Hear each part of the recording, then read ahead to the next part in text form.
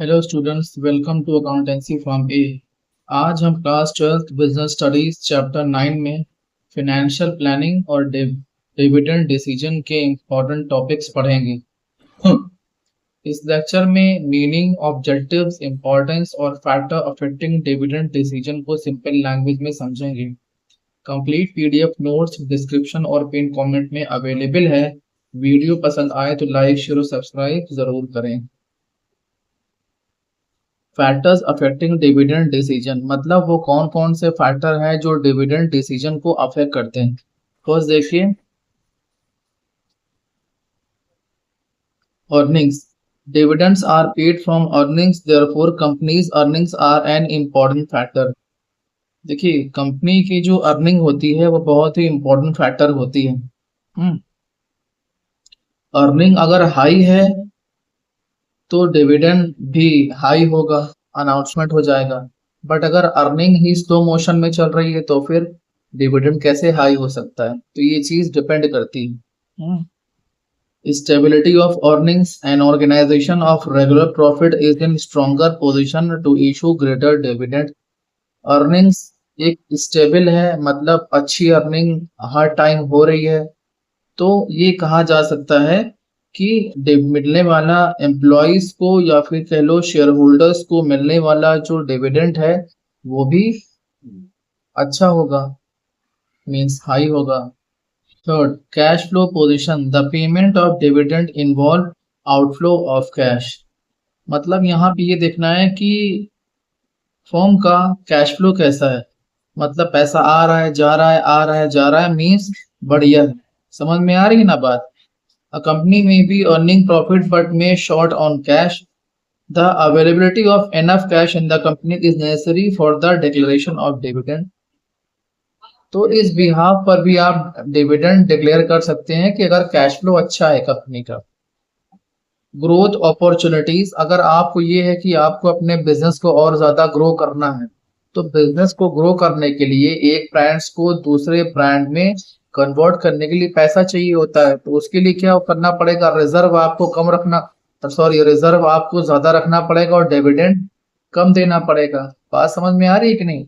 और अगर ग्रोथ की बात ही नहीं करनी है, जैसा चल रहा है तो रिजर्व को आप कम रखकर डिविडेंड को आप ज्यादा डिस्ट्रीब्यूट कर सकते हो। फाइनेंशियल प्लानिंग, अब यहाँ पर फाइनेंशियल प्लानिंग की बात हो रही है। A, financial planning is required for developing a financial blueprint for a business organisation. मतलब ये है कि हमें जब भी पैसे की जरूरत होगी पैसा हमें मिल जाए। भाई ऑर्गेनाइजेशन में तो पैसे की जरूरत पड़ती है ना भाई।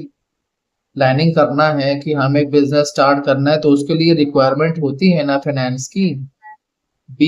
The main object to ensure that sufficient funds are available at the appropriate time। मतलब हमें जब जरूरत पड़ेगी तब हमें पैसा मिल जाएगा, हमारे पास sufficient पैसा हो, फंड हो। If sufficient funds are not available, the company will be unable to meet its commitment and plan। और अगर पैसा ही नहीं है तो जो आप करना चाह रहे हो, जो प्लान आप बनाना चाह रहे हो, जो बिजनेस का स्टार्ट करना चाह रहे हो, आप कहाँ कर पाओगे भाई। Financial planning consist of three main object. इसमें थ्री मेन ऑब्जेक्ट होते हैं। अब क्या वो थ्री मेन ऑब्जेक्ट हैं। फाइनेंशियल प्लानिंग हमारे डिपेंड करती है थ्री मेन ऑब्जेक्ट पर। वो क्या है देखिए, total finance requirement at the of the business. मतलब बिजनेस अगर हमें करना है तो हमें कितनी फाइनेंस की जरूरत पड़ेगी।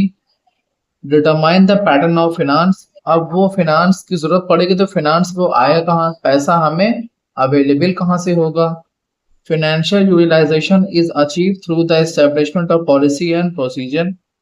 कि भाई हमें ये देखना है कि कम से कम पैसे हम खर्च कर पाए। बात समझ में आ रही कि नहीं। कॉस्ट डिक्रीज करना, ज्यादा कॉस्टिंग होगी तो फिर प्रॉब्लम क्रिएट होगी ना भाई साहब। ऑब्जेक्टिव्स ऑफ फाइनेंशियल प्लानिंग, अब ऑब्जेक्टिव्स क्या होते हैं फाइनेंशियल प्लानिंग के। To ensure availability of funds whenever required, हमें जब जरूरत पड़ेगी तब पैसा हमारे पास हो जाएगा। ठीक है ना। ये नहीं कि आज जरूरत है पैसा है ही नहीं है, बैठे हैं हाथ पे हाथ रखे। To see that the firm does not raise resource unnecessary, आप फालतू के खर्च नहीं करेंगे। जितनी जरूरत है उतना ही आपको खर्च करना है। इंपॉर्टेंस ऑफ फाइनेंशियल प्लान, अब वो क्या इंपॉर्टेंस है? Make the firm better prepare to face the future. भाई फर्म को ये देखना है कि फ्यूचर में कोई परेशानी आए हम ठीक उसका सामना कर लेंगे। उसके लिए हमारे पास क्या होना चाहिए?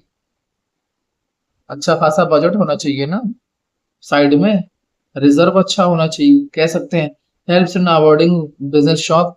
भाई कभी कभी बिजनेस शॉक भी लगते हैं, अरे जो हमने सोचा भी नहीं होता वो हो जाता है, तो उसके लिए फिर हमारे पास बस तो दोनों चीजें हम कह सकते हैं एक है।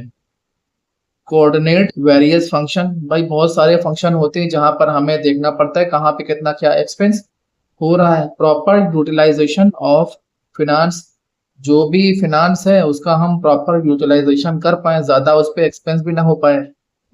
Link present with the future, future से हमारे लिंक प्रेजेंट होने चाहिए। तो ये इस तरह के लेक्चर हैं। अगर आपको लेक्चर अच्छा लगा हो तो please subscribe my channel. Thank you.